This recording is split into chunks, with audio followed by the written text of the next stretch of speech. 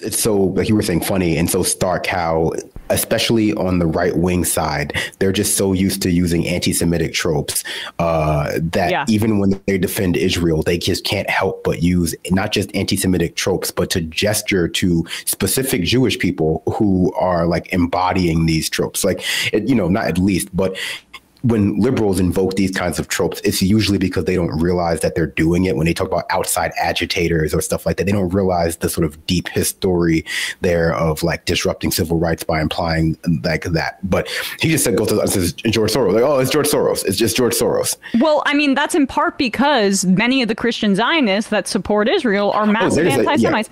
They want Jews to return to the homeland so they can die in the apocalypse so Jesus can come back. And some they'll save if they accept Christ as their savior. How benevolent. Well, only some. There's a fixed number of seats if you believe the Bible, which I do not. But did you see the Marjorie Taylor Greene thing that she tweeted out? That was very funny. Where so you saw it, Matt. So she's not going to sign the International Holocaust Remembrance Alliance bullshit. Yeah. Well, I was going to say the anti-Semitism bill, but I realized that sounded kind of silly. But she's not going to sign it because some of the anti-Semitism that she practices in, like, right-wing evangelical communities, like would be inadvertently captured under that bill. That's so amazing. And Mike Johnson, speaking of the Christian Zionists, he is one of the biggest ones in Congress. He's also repeating this trope here on I guess News Nation. Speaker, thanks for being with us here on the Hill. Happy to be with you. Appreciate the time. So you say that you could go after the funding sources out of these universities if they don't essentially get their act together quickly. So let's tick through some of the things that Congress could do. Maybe tax the endowments, pull federal funding for grants, maybe go after student loans. What is realistically right now on the table for Congress as you see it? Well, we have deputized our committees of jurisdiction. There's a number of committees that touch on some element of this. It's not just the House Education and Workforce Committee, but it's also Judiciary, it's Ways and Means, it's the Energy and Commerce Committee, it's Science, Space, and Technology. Some of the committees have jurisdiction over the grants that are given to these universities. They collect billions of dollars. There's a lot of federal funding that makes its way into these institutions, and if they cannot respect the most basic constitutional rights, the civil rights of their students, and protect them, their safety, then they don't deserve to be funded by the taxpayer. What about the endowments? Well, these are tens and tens and tens of billions of dollars. Yeah, there's a lot of discussion about whether they should be taxed.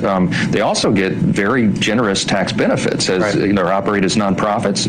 All that is on the table. There'll be a lot of discussion, investigation. We have to do what we must to stamp this out. This anti-Semitism movement is dangerous. This is not constitutionally protected free speech. I was a constitutional law attorney. I ironically used to litigate campus free speech cases. Okay. This is far over the line. This is inciting violence. They are physically threatening fellow students, closing campuses down, occupying buildings, destroying property. These are common criminals, and they need to be treated as such. The White House has condemned this. We have heard from the press secretary. We have heard from statements from the White House, but we haven't heard from President Biden himself since April 22nd in basically a 10-second or so moment on camera. Why do you think the president has been close to silence on this issue, at least in front, as it relates to getting in front of the camera, making a statement, and just sort of laying out where he stands? The silence is deafening. Right, the president needs to speak. The Soros part really quick. That's towards the end. Sorry about that. I will just say, I think it's also striking how little Americans understand about, organizing, about protests, about like movements and activism, that the idea that you might have the same tent is some sort of like a gotcha, when I'm sure like they just passed around, like whoever was organizing just passed around like a pamphlet or like a list of like, hey, here's the cheapest tent at Dick's Sporting Good. Just go grab it. It costs like $15 because maybe they're buying them in that's bulk. Exactly. They said one person, maybe everyone's not going individual to REI. Maybe they're saying, hey, go and pick up like 20 of them. Right.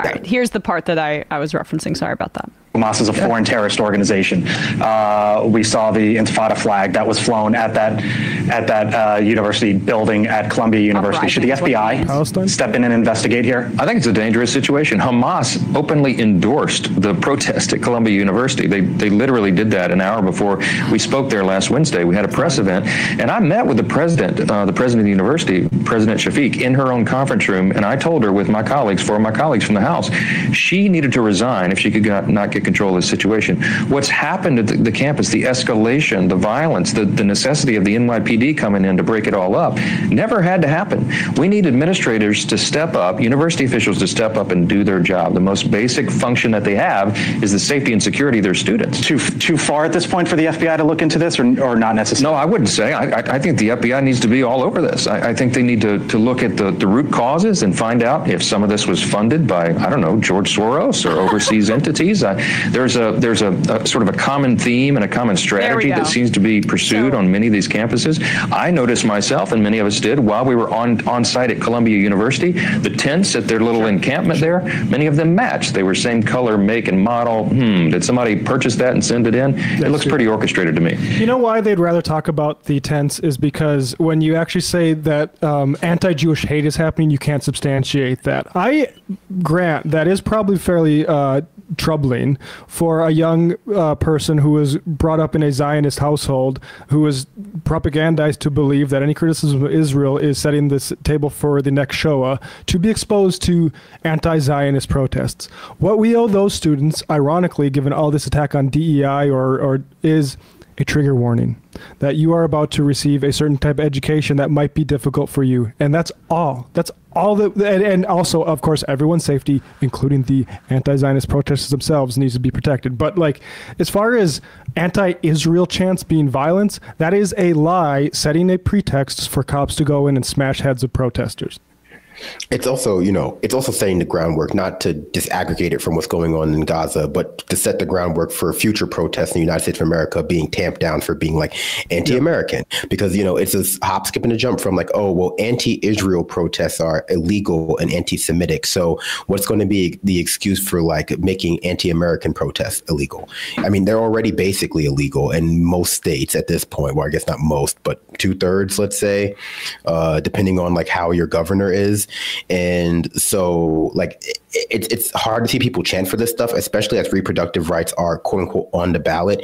And if the ballot doesn't get reproductive rights back in some of these places, what exactly is the next step that people are going to take? Ultimately taking to the streets. And if you imagine that these protesters are going to be treated different than the women marching for reproductive rights, I got bad news for you about how cops treat women. Yeah, exactly.